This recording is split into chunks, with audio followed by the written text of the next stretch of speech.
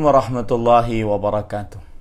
Waalaikumsalam warahmatullahi wabarakatuh. Bismillahirrahmanirrahim.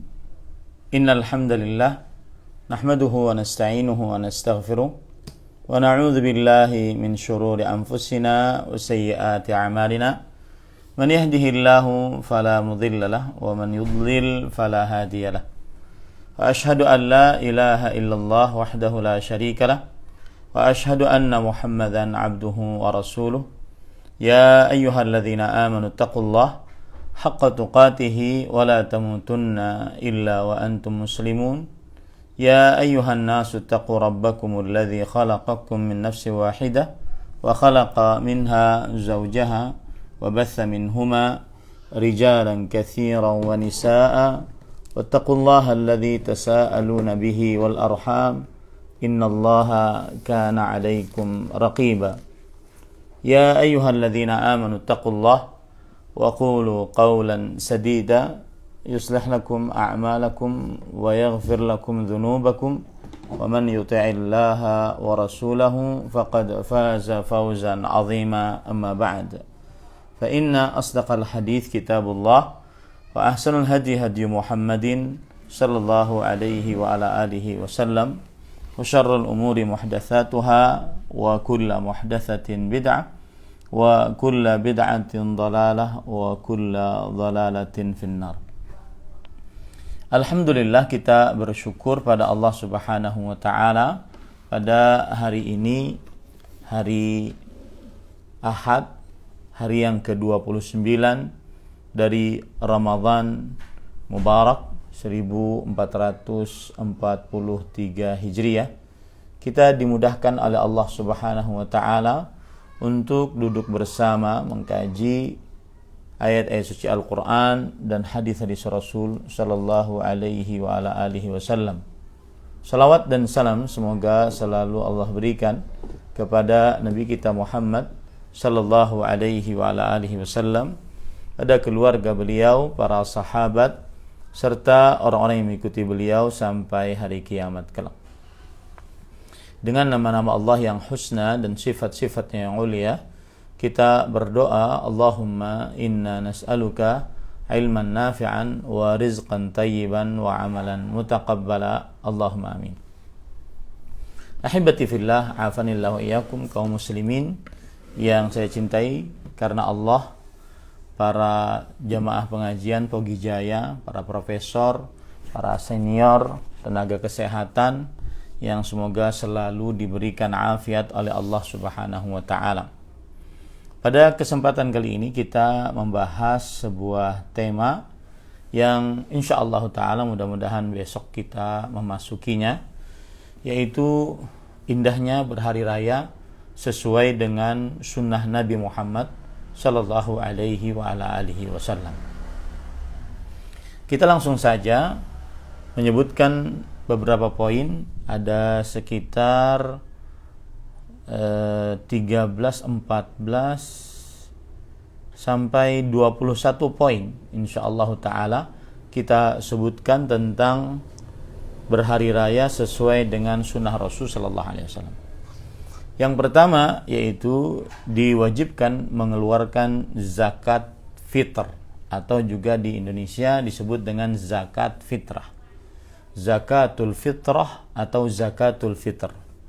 Zakatul fitr artinya zakat yang dikeluarkan karena setiap orang mengeluarkannya. Jadi fitrah itu diambil dari karena setiap orang mengeluarkannya. Kemudian adapun zakatul fitr diambil dari kata zakat yang dikeluarkan karena sudah melewati masa Ramadan. Fitr diambil dari kata berbuka. Jadi boleh dua-duanya zakat fitr atau zakat fitrah dengan pengertian yang sudah saya sebutkan tadi. Diwajibkan bagi setiap muslim yang mempunyai kelebihan dari kebutuhan pokoknya pada hari dan malam lebaran. Perhatikan baik-baik, pada hari dan malam lebaran. Muslim tersebut merdeka atau budak lelaki atau perempuan, anak kecil atau orang dewasa, diwajibkan untuk mengeluarkan sebanyak 1 sa'. 1 sa' sekitar 2,4 kg atau 2,5 kg atau 3 kg, sesuai dengan terjadi perbedaan pendapat di antara para ulama. Apa yang dikeluarkan? Dari makanan pokok setempat. Kapan dikeluarkan? Dimulai dari terbenam matahari hari terakhir bulan Ramadan sampai sebelum sholat Idul Fitri. Sampai sebelum sholat Idul Fitri. Diberikan kepada siapa?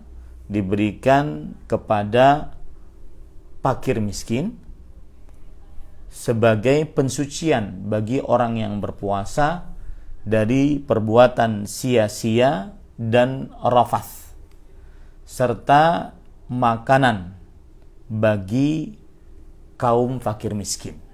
Hal ini berdasarkan hadis riwayat Bukhari dan Muslim dari sahabat Nabi Abdullah bin Umar radhiyallahu anhuma, bahwa Rasulullah sallallahu alaihi wa alihi wasallam farada zakat al-fitri min Ramadan 'ala an-nasi sa'an min tamrin aw sa'an min sya'irin 'ala kulli hurrin aw 'abdin dzakarin aw untha minal muslimin.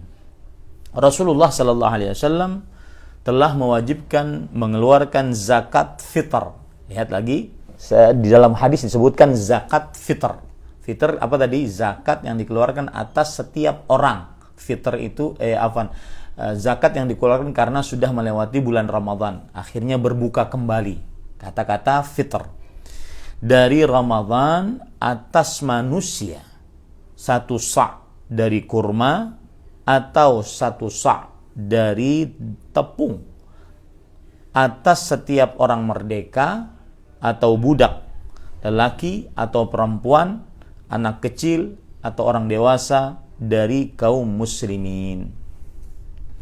Dan dalam riwayat lain Rasulullah sallallahu alaihi wasallam bersabda, sa'an min ta'am, yaitu mengeluarkan zakat fitr atau fitrah 1 sa' dari makanan. Makanan maksudnya di sini adalah makanan pokok di daerah itu.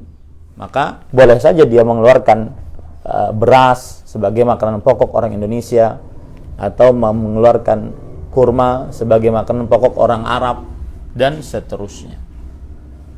Kemudian berdasarkan juga hadis Rasul sallallahu alaihi wasallam riwayat Imam Muslim, bahwa Nabi Muhammad sallallahu alaihi wasallam diriwayatkan oleh Abdullah bin Umar, amara bi ikhraji zakatil fitr an tuadda qabla khurujin nas ila shalah. Bahwa Abdullah bin Umar radhiyallahu anhuma menceritakan bahwa Rasul sallallahu alaihi wasallam memerintahkan mengeluarkan zakat fitr sebelum keluarnya orang-orang dari kaum muslimin menuju sholat Idul Fitri. Dan juga boleh dikeluarkan zakat fitr sehari atau 2 hari atau 3 hari sebelum hari raya, sebagaimana hadis dari Abdullah bin Umar radhiyallahu anhuma riwayat Imam Bukhari. Ini adalah hari raya yang sesuai dengan sunnah yang pertama, yaitu mengeluarkan zakat fitr. Yang kedua adalah mandi pada hari raya Idul Fitri dan Idul Adha. Hal ini berdasarkan karena para sahabat Nabi radhiyallahu anhum mereka mengerjakannya, seperti Abdullah bin Umar radhiyallahu anhuma sebutkan dalam hadis riwayat Imam Bukhari dan Muslim, dalam riwayat Imam Malik dalam kitabnya Al-Muwatta. Kemudian Ali bin Abi Thalib radhiyallahu anhu ketika ditanya tentang mandi, beliau menjawab, "Ightasil kulla yaumin in syi'ta." Yang artinya, mandilah setiap hari jika kamu menginginkannya. Kemudian setelah itu beliau berkata, "La al-ghuslu alladhi huwa al-ghusl." Para sahabat Nabi radhiyallahu anhu bertanya, "Tidak, bukan mandi yang dimaksud, tetapi mandi yang disesuaikan dengan sunnah Rasul sallallahu alaihi wasallam. Maka beliau menjawab, yaumul jum'ah wa yaumu arafah wa yaumul idul adha wa yaumu idul fitr. Mandi hari Jumat, mandi pada hari Arafah, mandi pada hari Idul Adha, dan mandi pada hari Idul Fitri. Hadis riwayat Imam Al-Baihaqi. Ini yang kedua, disunahkan untuk mandi. Dan yang dimaksud mandi berarti adalah seperti seseorang mengerjakan mandi junub. Ya, seseorang tata caranya mengerjakan seperti mandi junub. Kemudian yang ketiga, dianjurkan membersihkan diri, memakai minyak wangi, bersiwak. Hal ini sebagaimana berdasarkan hadis Abdullah bin Abbas radhiyallahu anhuma. Beliau berkata, "Wa idza kana tibun falyamassa minhu wa 'alaikum bis-siwak." Dan jika ada minyak wangi, maka hendaklah ia memakainya, dan hendaklah kalian memakai siwak. Jadi membersihkan diri. Ya, termasuk di dalamnya juga memotong kuku, menipiskan kumis, mencabut bulu ketiak, mencabut bulu kemaluan. Ya, termasuk di dalamnya membersihkan diri dan memakai wangi serta membersihkan mulut. Kenapa? Karena kita mau bertemu dengan kaum muslimin. Ya. Yang keempat, memakai pakaian yang paling bagus yang dimiliki. Nah, di sini tidak mesti harus baru. Yang paling bagus yang dimiliki. Kalau baru boleh saja, tetapi tidak mesti baru. Hal ini berdasarkan riwayat dari Abdullah bin Umar radhiyallahu anhu bahwa suatu saat Umar bin Khattab radhiyallahu anhu, beliau mengambil sebuah pakaian dari kain yang terbuat dari kain sutra yang tebal yang dijual di pasar. Lalu beliau bawa dan berikan kepada Rasulullah sallallahu alaihi wasallam. Lalu setelah itu Rasul sallallahu alaihi wasallam menjawab, Umar bin Khattab radhiyallahu anhu berkata, "Wahai Rasulullah, ibta' hadi." Belilah kain ini, wa tajammal bihi, dan berhiaslah dengannya, fil 'id wa 'indal wufud, baik itu saat hari raya Idul Fitri, Idul Adha, atau ketika ada datang tamu. Maka Rasulullah sallallahu alaihi wasallam menjawab, "Innama hadhihi libasu man la khalaqa lahu." Sesungguhnya ini adalah hanya pakaian seorang yang tidak mendapatkan pahala di hari kiamat. Karena sutra bagi laki-laki diharamkan. Tetapi yang menarik di sini adalah penjelasan dari penjelasan dari Imam Ibnu Qudamah Al-Maqdisi rahimahullah. Beliau berkata, "Wa hadza yadullu ala anna at-tajammula 'indahum fi hadzal mawdi' kana masyhuran."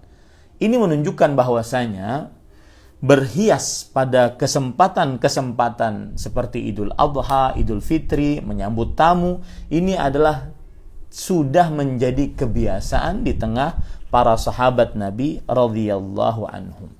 Kemudian Imam Ibnu Qudamah rahimahullah berkata, "Qala Malikun sami'tu ahlal ilm yastahibbuna at-tiba waz-zinata fi kulli 'id wal imamu bidzalika ahaq li'annahu al-manzuru ilaihi min bainihim."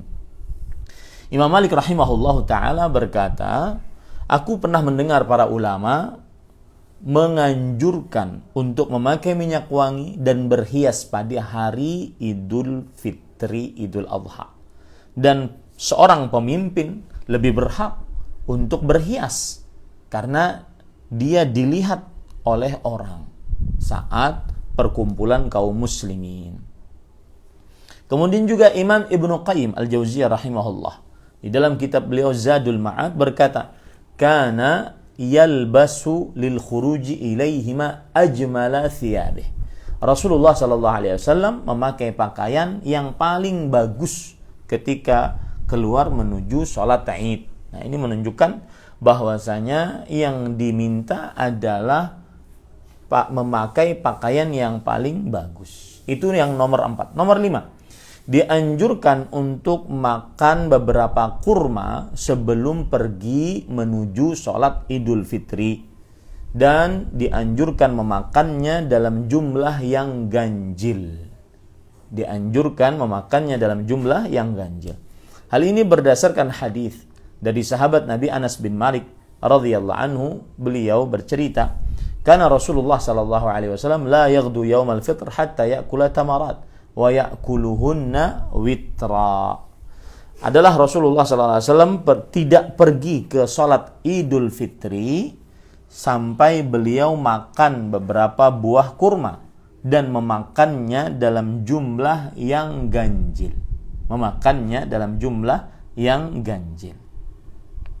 Baik. Kemudian yang keenam, pergi ke tempat didirikannya sholat Id dengan berjalan kaki.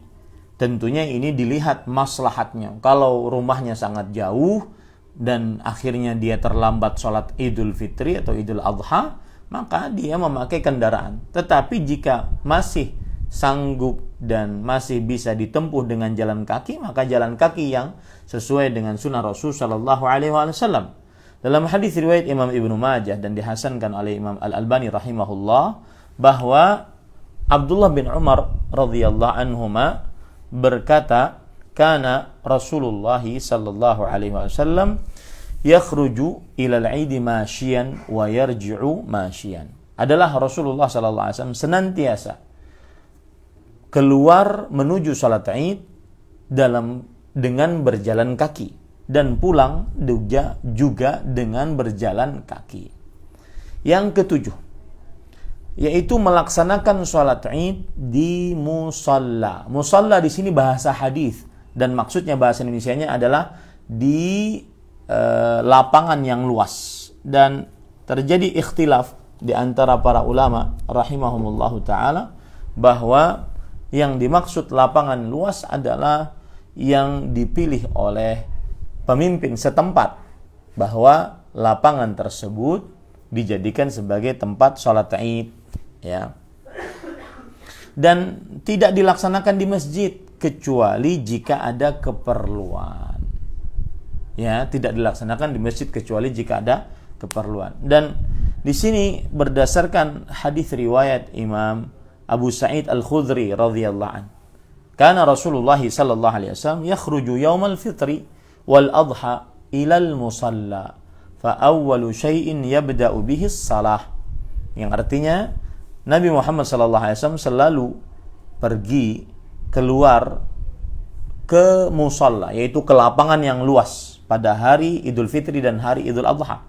Yang pertama kali beliau lakukan adalah sholat.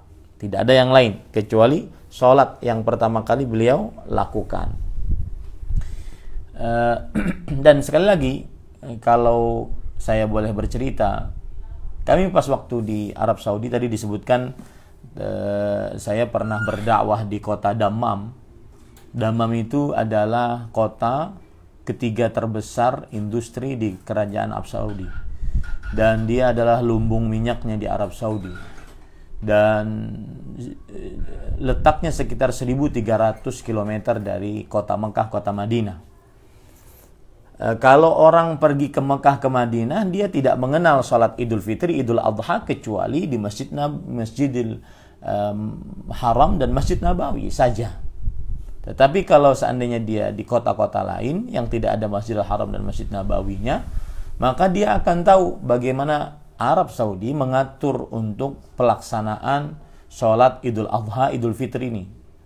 Dan salah satu peraturannya adalah tentang masalah lapangan ini. Lapangannya dipilih oleh pemerintah setempat. Jadi tidak semua lapangan. Nah, dan juga saya kurang sepakat tentang sebagian kaum muslimin mengerjakan sholat Idul Fitri atau Idul Adha di halaman masjid, ya, dengan asumsi itu adalah lapangan. Tidak. Sebenarnya yang dilakukan oleh Rasulullah SAW adalah beliau meninggalkan Masjid Nabawi, kemudian pergi ke lapangan. Kalau kita menghadap kiblat pas waktu di Masjid Nabawi, maka di arah barat, ya, di arah barat. Yang sekarang sudah jadi Masjid Abu Bakar. Dulu saya menyetor Al-Quran hafalan di situ. Ya, waktu selama jadi mahasiswa di masjid di Universitas Islam Madinah. Maka jadi tujuannya sholat di lapangan itu adalah untuk menyatukan kaum muslimin. Nah, itu tujuannya. Nah, bukan berarti malah sholat di lapangan di halaman masjid masing-masing. Lebih baik dia sholat saja di masjid, ya. Jadi kemudian itu satu peraturan, lapangannya ditunjuk dan lapangannya memang disediakan. Jadi kan setiap kecamatan ada lapangan yang ditunjuk. Nah, kalau seandainya tidak ada lapangan yang dimiliki di daerah tersebut, maka ditunjuk masjid, namanya Masjid Jami'. Nah, ini akhirnya benar-benar suasana Idul Fitri, Idul Adha itu benar-benar terjadi gitu loh. Maksud saya gitu, ya. Suasana Idul Fitri, Idul Adha itu benar-benar terjadi. Satu kesatuan kaum muslimin. Sekarang kan kalau di negeri kita itu setiap masjid mendirikan, bahkan satu kampung ada 2-3 kelompok gitu. Nah, maka yang dimaksud dengan sholat di musalla adalah untuk menyatukan kaum muslimin. Musalla ini maksudnya adalah di lapangan untuk menyatukan kaum muslimin. Nah, itu maksudnya. Ya, sehingga benar-benar dikerjakan dengan satu kesatuan, karena salat Idul Fitri, Idul Adha itu kan ibadah jamaiyah, ibadah yang dikerjakan secara bersama-sama seluruh kaum muslimin. Jadi terlihat benar-benar kesatuan kaum muslimin. Nah, ini para ikhwah. Jadi itu yang dimaksud ya. Kemudian yang kedelapan, jadi kalau seandainya tidak ada lapangan gimana Ustaz? Yang tidak menyatukan kaum muslimin, maka sudah di masjid. Masjidnya itu pun semestinya dipilih oleh pemerintah setempat. Misalkan di sebuah kabupaten atau kecamatan, pemerintah menentukan masjid jami' fulan untuk sholat Id. Nah, gitu. Jadi satu kesatuan betul saat ibadah yang memang diperlukan untuk bersama-sama. Terlihat izzah, kemuliaan kaum muslimin pada waktu itu. Nah, mudah-mudahan nanti kita mendapati kita mendoakan mudah-mudahan pemerintah kita lebih mengatur lagi agar Idul Fitri, Idul Adha ini lebih benar-benar menunjukkan kesatuan kaum muslimin di dalam ibadah yang memang harus bersatu semestinya. Ya. Baik. Yang kedelapan, termasuk dari sunnah adalah pergi menuju tempat sholat Id dari satu jalan dan pulang dari jalan yang lain. Ya. Satu jalan dan pulang dari jalan yang lain. Hal ini berdasarkan hadis riwayat Bukhari. Kana Nabi sallallahu alaihi wasallam idza kana yaum 'idin khalafat tariq. Adalah Rasul sallallahu alaihi wasallam kebiasaan beliau jika pada hari Id beliau menyelisihi jalan dari jalan yang beliau lalui ketika beliau berangkat menuju salat Id. Ya. Yang kesembilan, bertakbir ketika menuju tempat sholat Id. Bertakbir. Dan ini termasuk daripada sunnah yang sudah hampir hilang. Jadi ketika kita keluar rumah menuju tempat sholat Id, maka sama-sama bertakbir. Nah, itu kan seperti yang saya ungkap tadi. Kalau masjidnya ditentukan satu, kemudian lapangannya ditentukan satu, jadi benar-benar terasa itu. Kaum muslimin menuju tempat itu dalam keadaan bertakbir, benar-benar akhirnya bersatu di sebuah lapangan atau di sebuah masjid, kemudian benar-benar bertakbir sendiri-sendiri, tapi suaranya menggema begitu. Nah, ini termasuk dari sunnah yang hampir hilang di tengah kaum muslimin. Jadi dari keluar rumah itu bertakbir. Sampai kapan? Sampai ketika imam datang untuk mengerjakan sholat Id. Ya. Hal ini berdasarkan hadis yang diriwayatkan oleh Imam Ibnu Abi Syaibah, anna Rasulullah sallallahu alaihi wasallam kana yakhruju yawm al-fitr fayukabbiru hatta ya'tiya al-musalla wa hatta yaqdiya as-salah fa idza qada as-salah qata'a at-takbir. Adalah Rasul sallallahu alaihi wasallam senantiasa keluar pada hari Idul Fitr. Beliau bertakbir sampai datang ke tempat salat Id. Sampai setelah selesai salat baru beliau menghentikan takbirnya. Nah, ini. Yang ke-10, tidak ada sholat sebelum dan sesudah sholat Id. Nggak ada sholat sebelum sesudah sholat Id. Ya. Tapi Ustaz, kalau sholatnya di masjid bagaimana? Apakah sholat tahiyatul masjid? Oh iya, kalau sholatnya di masjid berarti kita ada sebab untuk mengerjakan sholat tahiyatul masjid. Ya. Sebagaimana hadis riwayat Bukhari dan Muslim dari sahabat Nabi Abdullah bin Abbas radhiyallahu anhu, beliau bercerita, anna an-nabiyya sallallahu alaihi wasallam kharaja yaumal fitr fa shalla raka'atain lam yusalli qablaha wala ba'daha. Sesungguhnya Nabi Muhammad sallallahu alaihi wasallam keluar pada Idul Fitri, lalu beliau salat 2 rakaat dan tidak salat sebelum dan sesudahnya bersama Bilal. Dan bersamanya Bilal maksud saya, dan bersamanya Bilal. Baik. Kemudian yang ke-11, pada salat Id tidak ada azan dan iqamah. Dan tidak juga ada perkataan as-salatu jami'ah. Belum ada dalil yang menunjukkan akan hal itu. Sebagaimana hadis yang diriwayatkan oleh Imam Muslim dari Jabir bin Samurah radhiyallahu anhu, beliau berkata, "Shallaitu ma'an Nabiy sallallahu alaihi wasallam al-Idain ghaira marratin wala marratain bighairi adzanin wala iqamah." Aku pernah salat bersama Rasul sallallahu alaihi wasallam tidak sekali 2 kali, sering. Dan beliau salat tanpa ada azan dan iqamah. Salat 2 salat Id, salat Idul Fitri dan salat Idul Adha. Tidak ada azan dan tidak ada iqamah. Yang ke-12, wanita-wanita yang sudah baligh, wanita-wanita perawan yang belum menikah, dan serta wanita-wanita yang sedang haid, serta anak-anak dianjurkan untuk pergi menghadiri sholat Idul Fitri, Idul Adha. Tentunya dalam keadaan lengkap, menutup aurat, tidak memakai minyak wangi, dan tidak mendatangkan fitnah bagi para lelaki. Dan subhanallah ya, menariknya, nih kalau boleh cerita juga, waktu di Masjid Nabawi kita lihat tuh, kalau Idul Fitri atau Idul Adha, maka kadang-kadang sebagian penduduk Arab Saudi yang mempunyai anak perempuan yang masih memang belum baligh, umurnya mungkin masih di bawah 5 tahun atau di bawah 10 tahun, yang penting belum baligh, biasanya di bawah 7 tahun lah, mereka menghiasi anak perempuannya itu, dan kadang-kadang pakaiannya tidak pakai jilbab, ya, yang penting di bawah 7 tahun gitu, ya, masih anak-anak banget gitu.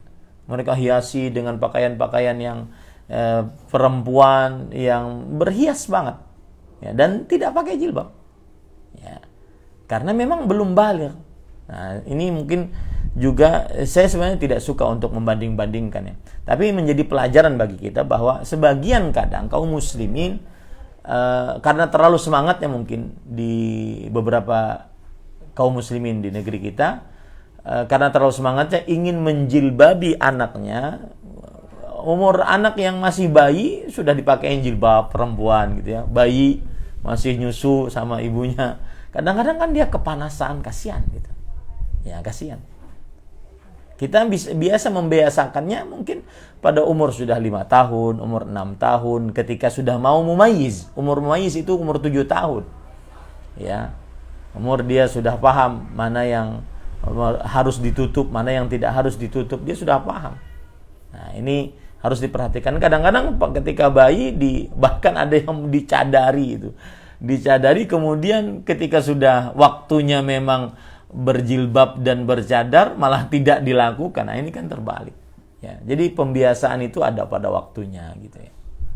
Nah, kemudian pada ikhwan yang dirahmati oleh Allah Subhanahu wa taala, jadi mereka-mereka ini dianjurkan untuk menghadiri kaum muslim, menghadiri salat Idul Adha atau Idul Fitri.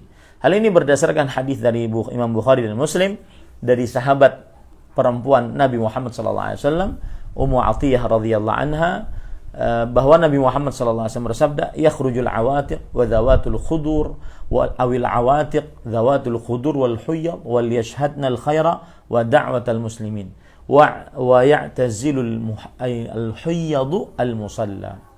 Hendaknya para wanita-wanita yang sudah baligh, wanita-wanita perawan yang belum menikah dan dipingit, serta wanita-wanita yang haid untuk keluar pergi menuju tempat sholat Id dan menyaksikan doa kebaikan orang-orang beriman. Dan para wanita yang haid hendaknya mereka menjauhi tempat sholat kaum muslimin. Artinya ada tempat tersendiri begitu ya. Nah, kemudian para ikhwah yang dirahmati oleh Allah Subhanahu wa taala, yang ke-14 mengucapkan selamat ya karena hari Idul Adha atau Idul Fitri. Disebutkan dalam hadis yang diriwayatkan oleh Al-Hafidh Ibnu Hajar dalam kitab Fathul Bari Syarah Sahih Bukhari, beliau berkata, ruwina fil muhamiliyat bi isnadin hasanin an Jubair bin Nufair qala kana ashabu Rasulillah sallallahu alaihi wasallam idza iltaqaw yaumal 'id yaqulu ba'dhum li ba'd taqabbalallahu minna wa mink. Telah diriwayatkan kepada kami dalam kitab Al-Muhamiliyat dengan sanad yang baik dari Jubair bin Nufair rahimahullah. Beliau berkata, senantiasa para sahabat Nabi radhiyallahu anhum, jika bertemu pada hari Id, sebagian mereka mengatakan kepada yang lain, taqabbalallahu minna wa mink. Semoga seluruh amal ibadah kita diterima oleh Allah Subhanahu wa taala. Nah, ini boleh mengucapkan. Maka kita di zaman media sosial sekarang ini juga tidak mengapa ya mengucapkannya, dan boleh diucapkan sebelum salat Id, boleh diucapkan setelah salat Id. Itu yang dilakukan oleh para sahabat Nabi radhiyallahu anhu. Kemudian yang ke-15 yaitu mengqadha salat Id. 2 rakaat bagi yang ketinggalan salat Id bersama imam karena lupa atau ketiduran. Jadi kalau ada yang ketinggalan salat Id bersama imam karena lupa atau ketiduran, maka dia boleh mengqadha ya, dia boleh mengqadha. Anas bin Malik radhiyallahu anhu telah memerintahkan budaknya yang bernama Ibnu Abi Utbah yang tinggal di daerah pojokan kota Basrah di Irak. Lalu ia mengumpulkan keluarganya dan orang kampung dan sholat sebagaimana sholat dan takbirnya orang kota. Ini menunjukkan bahwa siapa yang ketinggalan sholat Id maka dia boleh untuk mengqadhanya tanpa berkhutbah ya, tanpa berkhutbah. Dan bagi yang sakit bagaimana? Yang sakit misalkan oleh orang sudah tua renta, bagaimana dia? Tapi dia masih Islam, baligh, berakal ya, kemudian tidak haid, tidak nifas. Maka kita katakan iya, mereka ini juga mengerjakan sholat Id ya menurut pendapat jumhur sendiri sesuai dengan kemampuannya tanpa berkhutbah. Nah, yang ke-16 yaitu syarat wajibnya sholat Id bagi yang mukim dan jumlahnya seperti orang yang mengerjakan sholat Jumat ya. Hal ini karena Nabi Muhammad SAW dan para khalifah Abu Bakar, Umar, Uthman, Ali radhiyallahu anhum setelah Nabi Muhammad SAW tidak pernah mendirikan sholat Id ketika dalam keadaan safar. Jadi yang mukim saja yang disyariatkan untuk sholat Id. Dan jumlah paling minimal untuk melaksanakan sholat Id seperti sholat Jumat menurut pendapat yang kita kuatkan, yaitu 3 orang, jumlah paling minimal 3 orang, 1 imam, 2 makmum ya. Nanti imam boleh berkhutbah. Waktu sholat Id mulainya adalah setelah meningginya matahari sekitar 1 tombak, yaitu sekitar 10-15 menit setelah syuruk, setelah terbitnya matahari ya. Saya beri contoh, misalkan di waktu Indonesia Tengah terbitnya matahari jam 6.15, maka jam 6.30 sudah boleh untuk dikerjakan ya, sudah boleh untuk dikerjakan. Dan ini berdasarkan hadis yang diriwayatkan oleh Imam Abu Daud bahwa Yasir bin Humair Ar-Rahabi beliau pernah bercerita, pernah Abdullah bin Busr sahabat Rasulullah SAW keluar bersama orang-orang pada hari Idul Fitri, Idul Adha, lalu beliau mengingkari terlambatnya imam. Beliau berkata, sesungguhnya kami dulu, maksudnya di zaman Rasulullah SAW, telah selesai pada waktu kita sekarang ini, yaitu ketika tasbih, yaitu ketika diperbolehkannya mengerjakan sholat duha. Maka awal sholat duha itu sudah diperbolehkan untuk mengerjakan sholat Idul Fitri. Baik.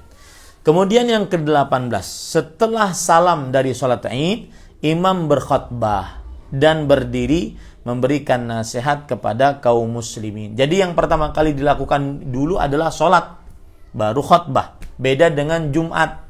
Sholat Jumat itu khutbah dulu baru sholat. Ya, kalau sholat Id, sholat dulu baru setelah itu khutbah. Karena dalam hadis yang diriwayatkan oleh Abu Sa'id Al-Khudri, fa awwalu syai'in yabda'u bihi as-salah, thumma yansarifu wa yaqumu muqabilan nas. Yang pertama kali dilakukan oleh Rasul sallallahu alaihi wasallam pada hari Idul Adha atau Idul Fitri adalah salat. Lalu beliau pergi menghadap kepada manusia menyampaikan khutbahnya. Kemudian yang ke-20, bagi yang ikut salat Id maka diperbolehkan mendengarkan khutbah, diperbolehkan juga pergi jika mempunyai hajat yang lain. Jadi tidak wajib untuk mendengarkan khutbah salat Id. Ya, beda dengan khutbah Jumat, ya gitu. Hal ini berdasarkan hadis riwayat Imam Abu Daud bahwa Abdullah bin Sa'ib radhiyallahu anhu pernah bercerita, syahidtu ma'a Rasulillah sallallahu alaihi wasallam al-Id falamma qada as-salata qala inna nakhtubu faman ahabba an yajlisa lil khutbah falyajlis wa man ahabba an yadhhaba falyadhhab. Aku menyaksikan salat Id bersama Rasul sallallahu alaihi wasallam. Setelah selesai salat beliau bersabda, kami berkhutbah, maka barang siapa yang ingin duduk untuk mendengarkan khutbah, maka hendaklah ia duduk, dan barang siapa yang ingin pergi, maka silahkan ia pergi. Nah, itu dia. Ya, ini para ikhwan yang dirahmati oleh Allah Subhanahu wa taala. Kemudian juga salah satu yang patut kita bicarakan adalah tentang tata cara salat Id. Ya, tata cara salat Id. Baik. Para ikhwah yang dirahmati oleh Allah Subhanahu wa taala,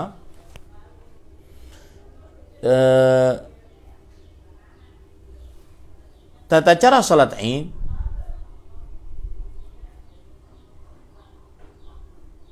dikerjakan 2 rakaat. Ya, tata cara salat Id dikerjakan 2 rakaat. Sebentar.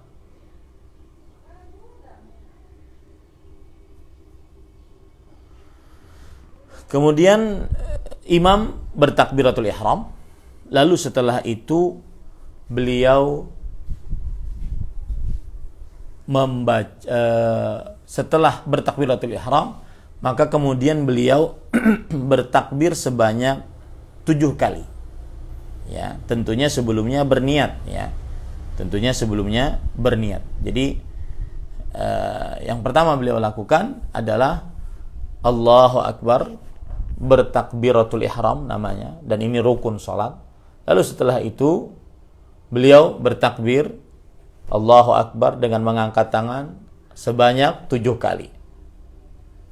Ya. Kemudian setelah itu membaca doa istiftah. Ada khilaf di antara para ulama, ada yang mengatakan doa istiftah setelah takbiratul ihram, ada yang mengatakan setelah takbir 7 kali tadi. Lalu setelah itu membaca a'udzubillahi syami'il alim minasyaitonir rajim min hamzihi wa nafthihi wa nafthihi. Kemudian setelah itu membaca Al-Fatihah. Ya. Baru setelah itu membaca surat Al-A'la. Baru setelah itu salat seperti biasa. Kemudian setelah itu rakaat yang kedua.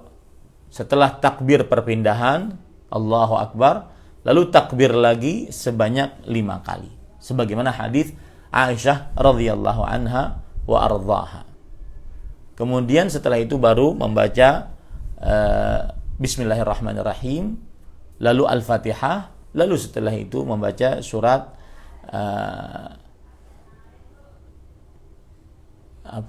surat hal ataka hadithul ghasyiyah, surat al-ghasyiyah. Lalu setelah itu salat seperti biasa sampai salam. Nah, kemudian para ikhwah yang dirahmati oleh Allah Subhanahu wa taala,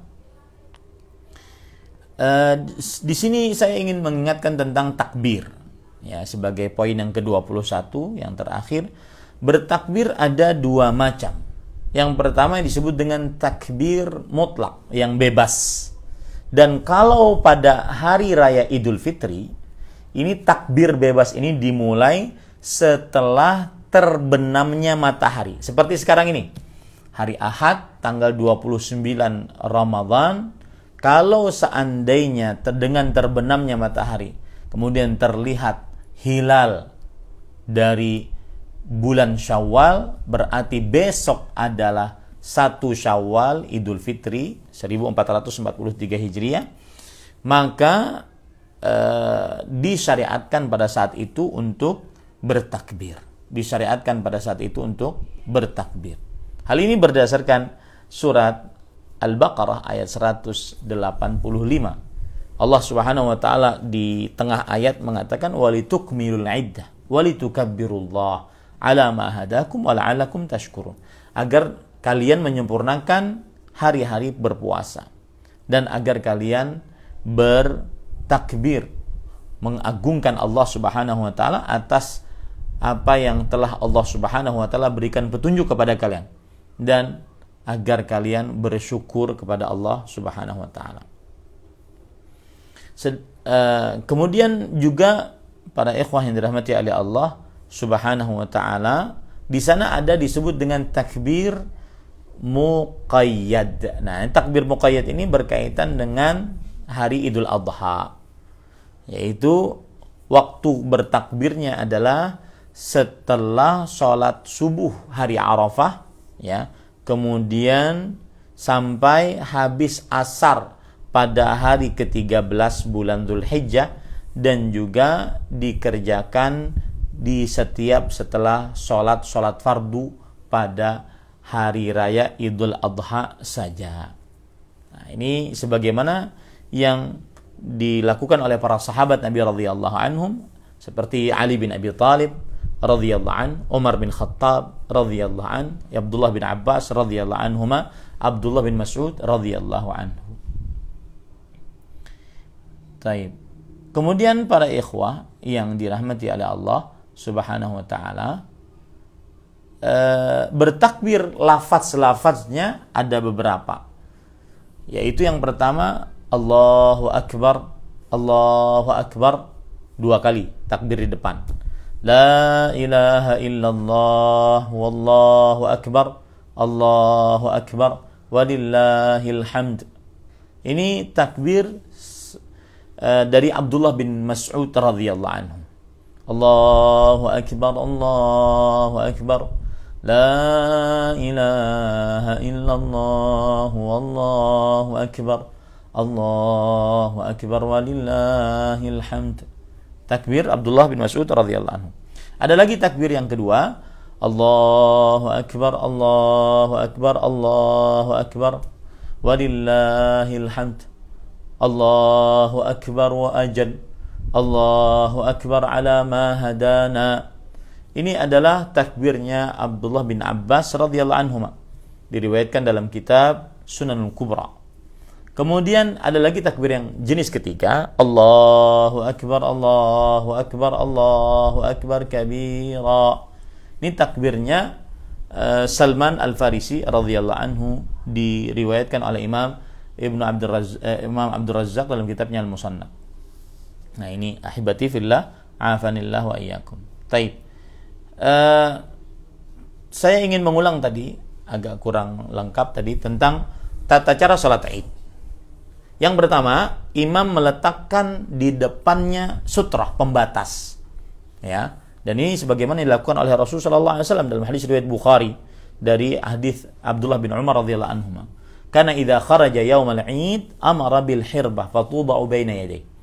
Adalah Rasulullah SAW jika keluar pada hari Idul Adha atau Idul Fitri, beliau memerintahkan untuk diambilkan tombak dan diletakkan di hadapan beliau. Nah, karena sholatnya di lapangan. Ya.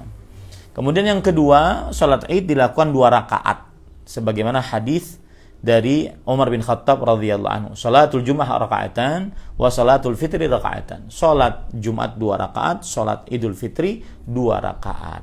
Salat Id dilaksanakan sebelum khutbah. Karena Rasulullah sallallahu alaihi wasallam yakhruju yaumal fitri wal adha ila musalla fa awwalu syai'in yabda'u bihi shalah. Adalah Rasulullah SAW senantiasa jika keluar menuju salat Idul Fitri, Idul Adha, beliau pergi ke lapangan luas. Dan yang pertama kali beliau lakukan adalah sholat. Kemudian yang keempat, pada rakaat pertama bertakbiratul ihram, lalu membaca doa istiftah. Nah, ini kita kuatkan pendapat membaca doa istiftah. Jadi Allahu Akbar, ini takbiratul ihram. Kemudian setelah itu membaca misalkan Allahumma ba'id baini wa baina khataayai kama ba'adta bainal masyriqi, dan seterusnya. Doa istiftah namanya. Dan yang paling sesuai namanya doa istiftah, bukan iftitah, istiftah, ya. Karena dengan itu hadis Rasulullah SAW. Kemudian bertakbir sebanyak 7 kali. Ada yang berpendapat 7 kali itu termasuk takbiratul ihram. Berarti takbir setelahnya cuma 6 kali. Ada yang berpendapat takbiratul ihram tidak masuk ke dalam 7 kali. Berarti takbiratul ihram baru ditambah 7 kali takbir. Khilaf di antara para ulama rahimahumullahu taala. Dalam hadis dari Aisyah radhiyallahu anha, dari Abdullah bin Amr bin As radhiyallahu anhuma, at-takbir fil fitr sab'un fil ula wa khamsun fil akhirah. Yang artinya takbir di dalam salat Idul Fitri 7 takbir di rakaat pertama, 5 takbir di rakaat kedua, gitu ya. Taib. Kemudian setelah itu, setelah takbir, baca doa istiftah, takbir 7 kali, kemudian membaca ta'awudz, a'udzubillahi as-sami'il 'alim minasyaitonir rajim min hamzihi wa nafthihi wa nafthihi. Kalau tidak hafal boleh a'udzubillahi minasyaitonir rajim. Lalu setelah itu membaca surah Al-Fatihah. Ya, lalu setelah itu disunnahkan membaca surat Qaf. Nah, hadis riwayat Muslim, dan boleh surat Al-A'la, hadis riwayat Muslim juga. Lalu sholat seperti biasa, ruku, i'tidal, sujud, duduk di antara 2 sujud, baru bangun rakaat kedua. Kemudian pada rakaat kedua bertakbir sebanyak 5 kali selain takbir perpindahan dari sujud ke berdiri. Tadi ya. Jadi 5 kali. Lalu membaca surah Al-Fatihah dan disunahkan membaca surat Al-Qamar, ya, atau membaca surat Al-Ghasyiyah sebagaimana hadis riwayat Imam Muslim. Dan tidak mengapa mengangkat tangan di setiap takbir-takbir tadi. Allahu Akbar, takbiratul ihram, baru Allahu Akbar sebanyak 7 kali. Tidak mengapa mengangkat tangan ini. Ya, menurut pendapat sebagian ulama seperti Imam Abu Hanifah, Imam Asy-Syafi'i, Imam Ahmad dan yang lainnya. Ya, dan para ikhwan yang dirahmati oleh Allah Subhanahu wa taala, dan ini dilakukan oleh para sahabat Nabi radhiyallahu anhum. Yang ke-9, tidak mengapa mengucapkan Allahu Akbar, Alhamdulillah, Subhanallah, atau bersalawat atas Rasulullah SAW dan berdoa di antara takbir-takbir tadi. Misalkan saya beri contoh, Allahu Akbar, ini takbiratul ihram, lalu takbir 7 kali rakaat pertama, Allahu Akbar. Di antara takbir selanjutnya itu baca boleh subhanallah, alhamdulillah, wa la ilaha illallah, wallahu akbar, atau membaca sholawat boleh, ya, karena dilakukan oleh sahabat Nabi yaitu Abdullah bin Mas'ud radhiyallahu anhu. Dan sisa gerakan sholat Id seperti sholat lainnya tidak berbeda sedikit pun, seperti ruku, i'tidal, sujud, duduk di antara 2 sujud, dan serta duduk tasyahud. Nah, alhamdulillah selesai indahnya berhari raya sesuai sunnah Nabi Muhammad Sallallahu Alaihi Wasallam. Semoga yang disampaikan bermanfaat. Kita masuk kepada sesi tanya jawab. Dipersilahkan kepada Pak Dr. Inayatullah. Jazakumullah khair. Ustaz, sangat menarik sekali mendapatkan bimbingan Idul Fitri sesuai dengan sunnah. Banyak sekali pasti pertanyaan-pertanyaan dari para peserta. Saya ingatkan yang ingin bertanya boleh secara langsung raise hand ya, atau menulis di chat. Di chat ini kebetulan belum ada, maka barangkali ada teman-teman yang akan menyampaikan pertanyaan. Nah ini kalau tidak ada yang raise hand, ada satu pertanyaan dari Putra. Izin bertanya Ustadz tentang masalah takbir tambahan di sholat id di rakaat pertama. Bagaimana kalau makmum menguatkan pendapat 8 kali takbir termasuk takbiratul ihram, sedangkan imam menguatkan 7 kali takbir termasuk takbir ihram? Bagus. Apakah makmum harus menambah takbir sendiri sehingga jadi 8 takbir? Taib. Bismillah, walhamdulillah, wassalatu wassalamu ala rasulillah wa ala alihi wa ashabihi wa wala, amma ba'du. Permasalahan ini permasalahan khilafiyah, fiqhiyah, ijtihadiyah. Permasalahan terjadi ikhtilaf di antara para ulama di dalam masalah-masalah fikih, dan setiap ulama mengambil pendapat sesuai dengan dalil yang dikuatkannya. Biasanya kalau ada terjadi ikhtilaf di dalam permasalahan fikih yang khilafiyah, ijtihadiyah, maka kita, jika imamnya mengambil pendapat, misalkan pendapatnya mazhab Hambali, yaitu 7 takbir tersebut termasuk takbiratul ihram, maka setelah takbiratul ihram hanya menambah 6 takbir, maka makmum mengikutinya. Oh, kenapa mengikutinya Ustadz? Karena terjadi ikhtilaf dalam masalah fiqhiyah ijtihadiyah. Jadi ini tidak ada kaitannya dengan sunnah bid'ah, nggak ada. Ya, tetapi ini khilafiyah, ijtihadiyah, fiqhiyah. Maka pada saat itu kita mengamalkan hadis Rasul, innama ju'ilal imamu liyu'tamma bih. Sesungguhnya imam dijadikan untuk diikuti. Maka pada saat itu jika imam mengambil sebuah pendapat, makmum berpendapat dengan pendapat yang lain, maka makmum mengikuti pendapat imam dalam masalah ikhtilaf fiqhiyah ijtihadiyah. Wallahu a'lam. Nah, berikutnya pertanyaan dari Dr. Bagus Tri Raharjo. Izin bertanya, bila imam terlupa tidak sampai 7 kali takbir atau kurang, apakah tetap sah, atau terlupa tidak takbir 5 kali pada rakaat kedua, apakah tetap sah? Bismillah, walhamdulillah, wassalatu wassalamu ala rasulillah wa ala alihi wa ashabihi wa man wala. Untuk imam lupa, maka jawabannya adalah tidak mengapa, karena itu hanya sebuah kesunahan. Salatnya sah dan tidak ada kewajiban untuk sujud sahwi. Dia hanya kesunahan. Karena kadang-kadang apalagi imam-imam yang baru biasanya kagok gitu, melihat kaum muslimin begitu banyaknya, kemudian baru pertama kali imam sholat Id, akhirnya lupa atau terlalu semangat langsung baca, terlalu semangat ingin khutbah gitu langsung baca Al-Fatihah, lupa takbir tambahan. Jadi tidak mengapa, tidak menjadikan sholat Idnya batal ataupun tidak sah atau harus sujud sahwi, tidak juga, karena itu hukumnya sunnah. Wallahu a'lam. Jazakallah khair. Ini ada yang right hand, Riana Helovi. Silakan Mbak Riana Helovi. Assalamualaikum warahmatullahi wabarakatuh. Waalaikumsalam. Terima kasih Pak moderator, Pak Ustadz, semoga Pak Ustadz diberkahi Allah Subhanahu wa taala. Amin. Saya mau bertanya, jika ini mengenai zakat fidyah, Pak Ustadz. Seperti yang kita ketahui, zakat fitrah itu harus sudah dikeluarkan sebelum sholat Id selesai, seperti yang saya ketahui. Untuk masalah zakat fidyah, apakah zakat fidyah itu juga harus kita keluarkan sebelum sholat Id selesai, atau bisa kita keluarkan setelah, maksudnya sehari sesudah Idul Fitri, begitu Pak Ustaz? Bismillah. Pemberiannya apakah harus berupa makanan, atau kita bisa memberikan uang untuk yang menerima membeli makanan, kebutuhan makanan mereka? Baik. Terima kasih Pak Ustaz. Bismillah, walhamdulillah, wassalatu wassalamu ala rasulillah wa ala alihi wa ashabihi wa man wala. Untuk permasalahan fidyah sebenarnya namanya bukan zakat fidyah ya, tetapi fidyah saja tanpa zakat.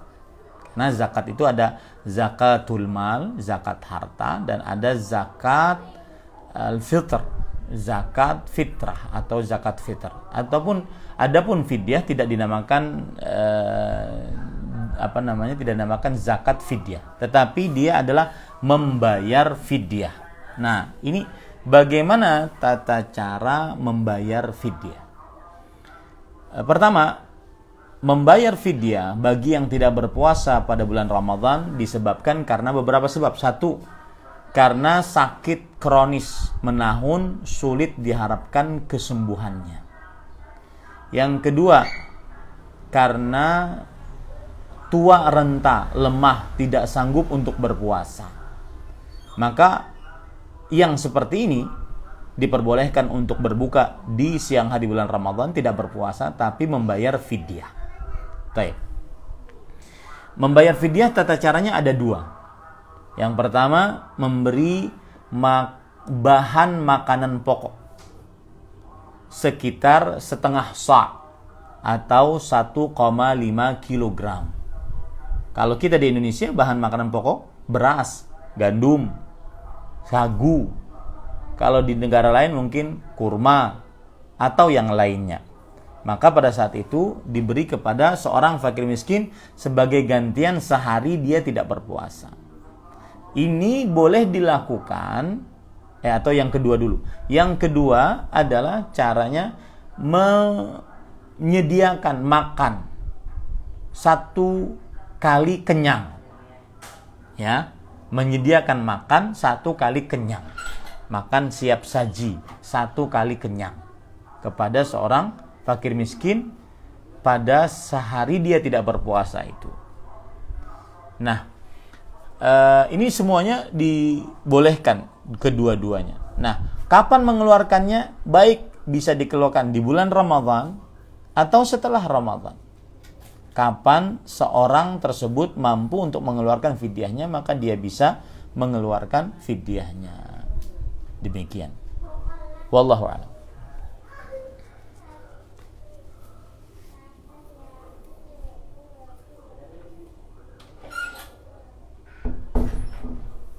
Suaranya nggak kedengaran, Pak Dokter. Ada pertanyaan satu, apakah karena sholat di lapangan bolehkah pakai sandal? Ini saya kurang tahu pasti. Apa lapangan terbuka mungkin? Ya. Yang kita bicarakan tadi adalah lapangan terbuka. Rasulullah SAW sholatnya di lapangan terbuka. Seperti yang saya ungkap, kalau Bapak Ibu, para dokter, para profesor sekalian pergi ke Masjid Nabawi menghadap kiblat, maka di luar pagar hijau sebelah kanan, yaitu sebelah baratnya kalau menghadap kiblat, maka kita akan dapati di situ ada masjid-masjid kecil. Nah, ada Masjid Umar, ada Masjid Abu Bakar, ada Masjid Utsman, ada Masjid Ghamamah. Itu sebenarnya kenapa dijadikan masjid? Karena dahulunya Nabi Muhammad SAW sholat Id di situ. Jadi untuk mengingat akhirnya dijadikan masjid-masjid kecil. Begitu sejarahnya. Nah, berarti itu kan di luar kota Nabi Muhammad SAW dulunya. Di luar dari batasan Masjid Nabawi. Nah, apabila sholatnya di lapangan, boleh saja dia memakai sepatukah atau sendalkah, tidak mengapa. Karena Rasulullah SAW memerintahkan kita untuk menyelisih kaum Yahudi. Bahwa mereka la yusalluna fi ni'alihim. Ya, maka mereka tidak sholat di alas kaki mereka, maka sholatlah dengan memakai alas kaki, tidak mengapa. Wallahu a'lam. Nah, itu mengotori sajadah begitu, Ustaz? Tentunya dilihat. Kan ada hadis Rasulullah SAW bahwa beliau pernah sholat dengan memakai sendal. Lalu di tengah-tengah sholat setelah rakaat pertama diberitahu oleh Jibril bahwa di sendalnya ada najis. Maka Nabi Muhammad SAW meletakkannya. Artinya melepas sendal tersebut dan tetap beliau lanjutkan sholatnya. Ya, nah ini menunjukkan bahwa kalau yang dimaksud kotor adalah karena debu, maka boleh dia gunakan untuk sholat. Tetapi kalau kotor karena najis, maka dia tidak boleh digunakan untuk sholat. Jadi seperti itu. Jadi kalau seandainya ingin memakai sendal, ya tentunya kalau kita melihat sejadah kita, apalagi sejadahnya baru, ya jangan sholat di atas di atas sejadah pakai sendal gitu ya. Wallahu a'lam. Oke, pertanyaan berikutnya dari Swedia. Bagaimanakah takbir yang secara syar'i dan sunnah Nabi Muhammad? Benarkah tidak boleh takbir bersama-sama? Baik. Bismillah, walhamdulillah, wassalatu wassalamu ala rasulillah. Di dalam takbir mutlak yang kita jelaskan tadi, yaitu bebas, kalau hari Idul Adha, maka itu dimulai dari terbenamnya matahari tanggal 9 Dzulhijjah. Hari Arafah sampai tanggal 13. Nah, pada hari-hari itu para sahabat Nabi seperti Abu Hurairah, Abdullah bin Umar, mereka pergi ke pasar untuk mengingatkan kaum muslimin agar bertakbir. Lalu mereka pun bertakbir, Allahu Akbar, Allahu Akbar. Lalu kaum muslimin ikut bertakbir. Tetapi tidak dikomandoi dengan satu orang. Tetapi toh nanti pada kejadiannya kemudian terjadi bersama-sama, maka tidak mengapa juga. Ya, seperti itu. Jadi kalau kita katakan tadi pada sholat Idul Fitri, sunnahnya dari mulai keluar rumah sampai ke tempat sholat Idul Fitri itu bertakbir. Kalau toh nanti di jalan bertepatan dengan orang lain takbirnya, sehingga menjadi satu kesatuan menggema suara takbirnya, tidak mengapa juga.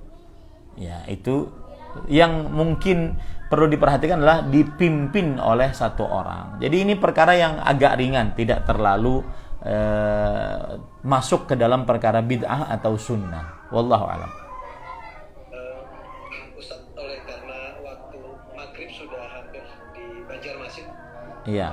waktu kita tinggal sedikit sekali, dan kepada teman-teman sekalian, mohon maaf banyak pertanyaan yang masuk belum bisa kita jawab ya. Sebelumnya Pak Dokter, saya ingin memberitahu bahwa tulisan yang saya sampaikan tadi, saya sudah tulis dalam bentuk file PDF. Insya Allah bisa dibagikan. Saya akan berikan kepada Dr. Rian setelah berbuka di waktu Indonesia Tengah, insya Allah. Terima kasih Ustaz. Ya. Sebagai penutup, mohon pernyataan penutup dari Ustaz Ahmad Zaiduni. Taib. Bismillah, walhamdulillah, wassalatu wassalamu ala rasulillah wa ala alihi wa sahbihi wa wala. Sebagai penutup, saya ingin mengingatkan dua hal. Jika hari ini adalah hari terakhir dari Ramadan Mubarak 1443 Hijriah, maka sudah adzan.